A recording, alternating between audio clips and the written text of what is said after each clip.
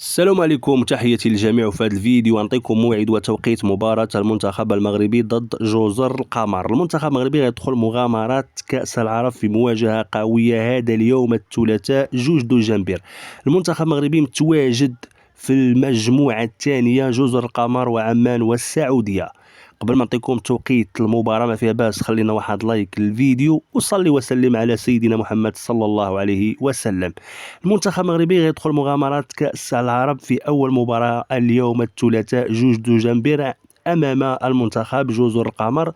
موعد المباراة اليوم الثلاثاء، توقيت 12:30 بتوقيت غرينتش، 1:30 بتوقيت المغربي.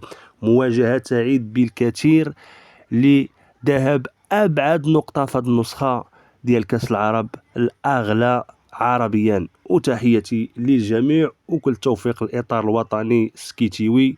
ونختموا هذا الفيديو بأفضل الصلاة والسلام على سيدنا محمد صلى الله عليه وسلم، وإلى اللقاء.